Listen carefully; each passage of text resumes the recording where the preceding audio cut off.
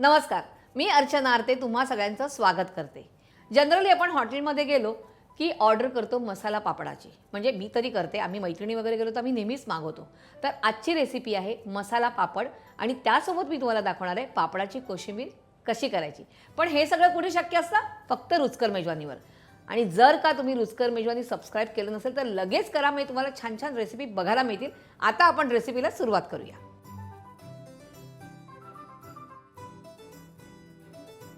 आधी आपण पापड भाजून घेऊया. त्याच्यासाठी तुम्हाला मोठ्या साईजचे पापड पण मिळतात, पण तुमच्याकडे घरी छोटे असेल तरी ते केलं तरी चालेल. आधी आपण गॅस सुरू करूया. आता आपण पापड भाजून घेऊया.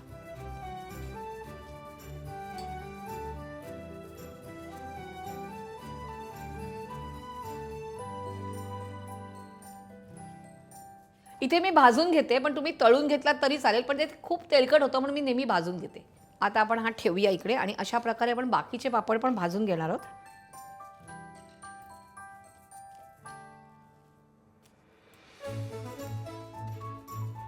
पापड भाजून झालेला आहे आणि ह्या रेसिपीचा जेवढा टाइम ड्युरेशन आहे तितक्याच वेळात तुम्ही ती रेसिपी घरच्या घरी पटकन बनवू शकतात. तर आता हा पापड भाजलेला आहे, ह्याच्यावर आपण घालूया कांदा. आता टोमॅटो,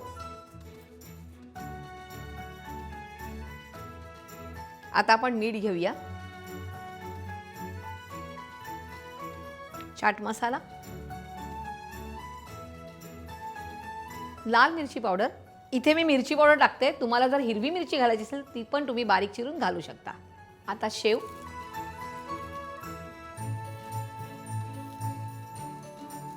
आणि माझ्या आवडीची कोथिंबीर. तर मसाला पापड तयार आहे. आता आपण करूया पापडाची कोशिंबीर. कधी कधी ना मला कोशिंबिरीचा आणि भाजीचा वगैरे असा कंटाळ येतो की तीच नेहमी भाजी. तर मी काय करते, अशा वेळेला पापडाची कोशिंबीर करते आणि मस्त ती एन्जॉय करत खाते. बारीक चिरलेला कांदा साधारण एक, आणि अजून मी अर्धा घेतलेला आहे, दीड कांदा आहे. एक बारीक चिरलेला टोमॅटो, मीठ चवीप्रमाणे, लाल मिरची तुम्हाला जशी तिखट पाहिजे तशी. मी साधारण 2 चिमूटभर टाकते, 2 ते 3 चिमूटभर. हिरवी मिरची टाकली तरी चालणार आहे. कोथिंबीर दिसते पण छान कलरफुल. आता आपण आधी हे मिक्स करूया. कांदा, टोमॅटो, लाल मिरची, मीठ आणि कोथिंबीर.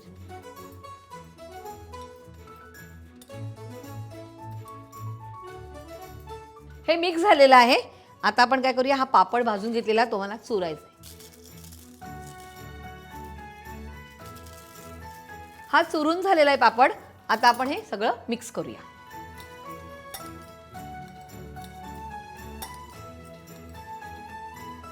अशा प्रकारे आपली पापडाची कोशिंबीर आणि मसाला पापड तयार आहे. तुम्ही हे करून बघायचंय, मला कमेंट्समध्ये कळवायचंय. आणि त्यासाठी तुम्ही सगळ्यांनी काय करायचंय, रुचकर मेजवानी पाहत राहायचंय आणि रुचकर मेजवानीला लाईक, शेअर आणि सबस्क्राईब करायचंय.